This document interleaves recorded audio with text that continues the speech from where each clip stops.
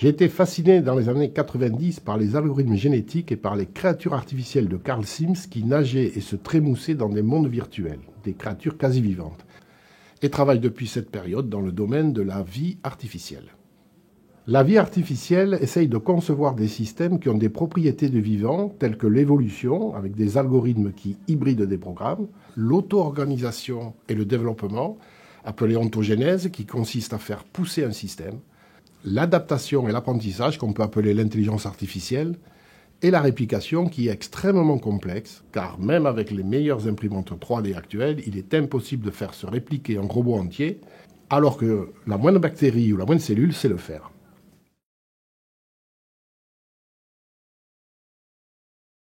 En informatique, il y a une vingtaine d'années, de nombreux travaux portaient sur comment, à partir de petites règles simples, obtenir des comportements de haut niveau émergents, afin de résoudre de manière simple des problèmes du monde réel.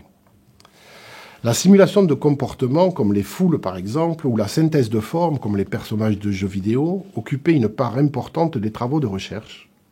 Mais il y avait déjà depuis longtemps les deux grandes facettes de la vie artificielle, avec d'une part s'inspirer du vivant pour concevoir des nouveaux systèmes informatiques, et d'autre part imaginer des modèles en virtuel, on appelle ça in silico, pour pouvoir comprendre le vivant, comment il est apparu, comment il s'est complexifié, et cela à travers de nombreuses disciplines telles que la biologie, les sciences physiques ou la biochimie.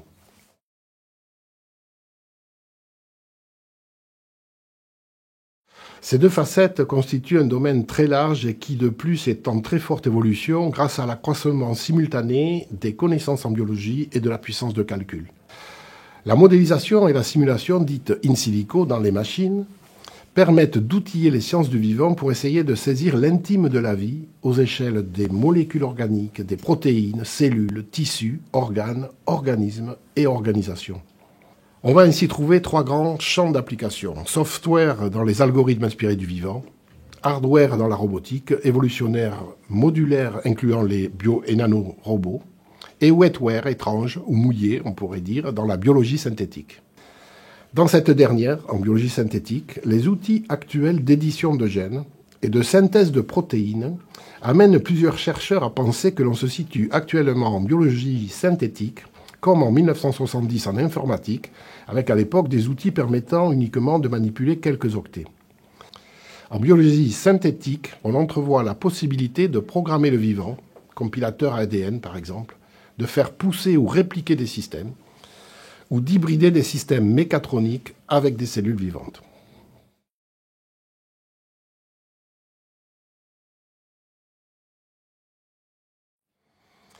À l'ERUT, j'ai eu la chance de pouvoir accompagner de nombreuses thèses purement informatiques dans le domaine de la création de formes et de comportements, mais actuellement les travaux de l'équipe sont essentiellement pluridisciplinaires. Je pense par exemple au projet d'expérience avec des poissons vivants dans un aquarium entouré d'écrans fait en collaboration avec le laboratoire de cognition animale. Je pense également dans le domaine médical et biologique à l'Oncopole, tous les travaux sur les modèles de culture cellulaire, 2D ou 3D, virtuels, comme les boîtes de pétri qu'utilisent les biologistes, afin de développer des thérapeutiques innovantes. Et également, bien sûr, aux travaux sur la conception de protéines, les briques du vivant, faits en collaboration avec l'INRA. L'enjeu pour mes recherches à titre personnel est d'essayer de penser nos futurs systèmes sur plusieurs dimensions, en fait plusieurs disciplines.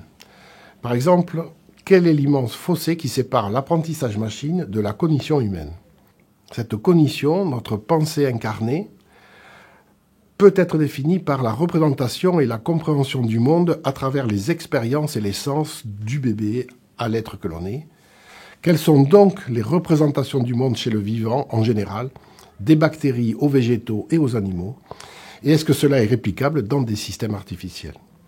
On peut résumer cette grande question, grande problématique par quelle sera la future hybridation entre ces systèmes artificiels, le vivant et les systèmes cognitifs,